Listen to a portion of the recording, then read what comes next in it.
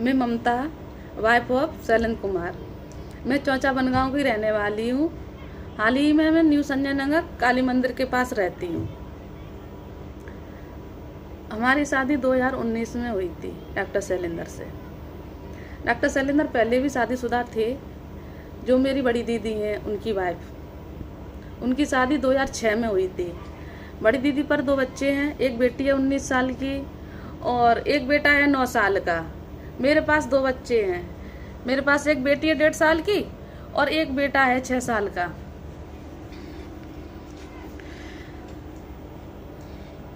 हमने शादी 2019 में की थी। उसके बाद हम खूब राजी खुशी रह रहे थे, कोई दिक्कत नहीं थी। हमारे परिवार में कोई विवाद नहीं था, न कुछ था। कुछ दिन हमारी दीदी हमसे नाराज रही थी, फिर हमने उनसे माफ़ी मांगी। जो भी हुआ घर परिवार में, फिर उन दीदी ने हमें सहमति दे दी। फिर हम रहे राजी खुशी। मैं संजय नगर में रहती थी, पहले मैं किराए पर रहती थी द्वारकापुरी में, फिर मैं संजय नगर में रहने लगी। दीदी मेरी बनगांव में रहती हैं। फिर ये आजकल जो सोशल मीडिया पर ये दावा कर रही है कि तीसरी पत्नी होने का, ये मीनेश,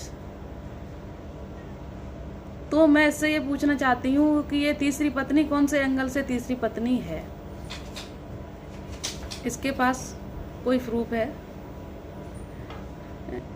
ये एक ऐसी औरत है, बस इसका ये धंधा है कि ये दूसरों के पतियों को अपने बस में करती है और ये पैसा हड़पती है बस, और इसका कोई काम नहीं है। और ये कह रही है कि मेरे साथ मारपीट हुई है। मेट्रो हॉस्पिटल जो झगड़ा हुआ था, तो मैं अपने बच्चों की दवाई लेने गई थी। मेरी बेटी की तबीयत खराब थी, मैं उसकी दवाई लेने गई थी। ये पहले से चैम्बर में बैठी हुई थी। वहाँ पर मैंने इसको देखा, ये चैम्बर में बैठी है। तो फिर जब इसको मैंने देखा तो मैंने इससे बात करने की कोशिश की। मैं अंदर चैम्बर में गई, मैंने इससे बात की तो ये मुझसे बदतमीजी से बात करने लगी। तू तड़ाक गाली गलौज करके बात करने लगी मुझसे कि तू कौन होती है, मुझसे बात, तू है कौन, तू जो मेट्रो हॉस्पिटल आई है। जो कोई बाहर का आके मुझसे ये कहेगा कि तू कौन है, मेट्रो हॉस्पिटल पे तू क्या कर रही है, कहने के लिए मैं उनकी पत्नी हूँ। हर इंसान जानता है कि मैं डॉक्टर शैलेंद्र की दूसरी पत्नी हूँ मैं, लेकिन ये मुझसे कहती है कि तू कौन है। इस बात को लेके हम लोगों में नोक-झोंक हुई। जो भी लड़ाई हुई थी तो इसी बात से लेके शुरू हुई थी। जो वीडियो दिखाई गई है ना कि मारपीट की जो यहाँ जिस जगह पे जो घटना हुई थी उस जगह पे सीसीटीवी कैमरे लगे थे, वो इसने घटना दिखाई है। दूसरे चैम्बर में ये मुझे खींच के ले गए थे जो इसके साथ थे। इसके साथ 2 लेडीजें थी, एक जेंट्स था।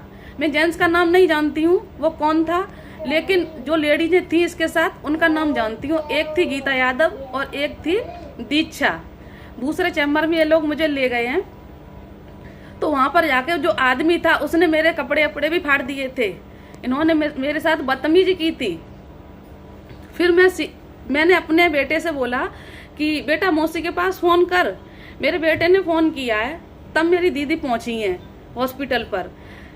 तब तक वहाँ पुलिस वगैरह आ गई थी। फिर हम सिटी कोतवाली गए थे, हमने तहरीर दी। तहरीर देने के बाद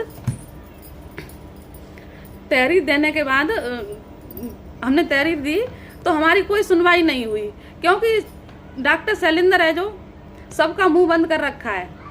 और इसने, क्योंकि ये हमेशा पैसे की पावर रहती है और मेरे पास इतना पैसा नहीं है जो कि मैं किसी को पैसा दे के कोई अपना काम करवा सकूं। 2 साल से आते नहीं है मेरे पास, हमें छोड़ रखा है, हम अकेले रहते हैं, ना कुछ हमारा खर्चा ना कुछ। हमें बहुत, मतलब ये लेडीज वो है कि इसने हमें बहुत परेशान कर रखा है, बहुत दुखी। अच्छों का ये घर बर्बाद करती है। अच्छी खासी इसने फैमिली मेरी बर्बाद कर दी।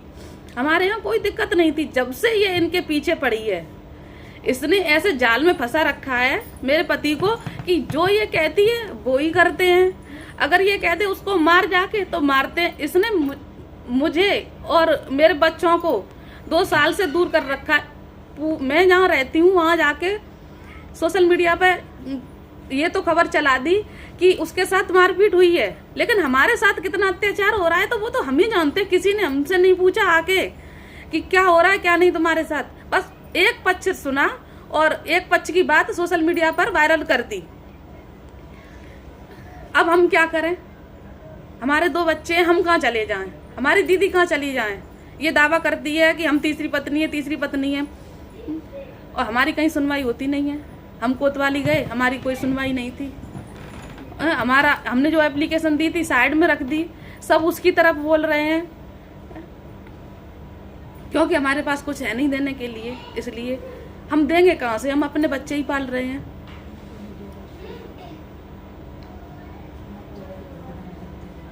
और ना ही कोई हमारी खबर डालने को तैयार है।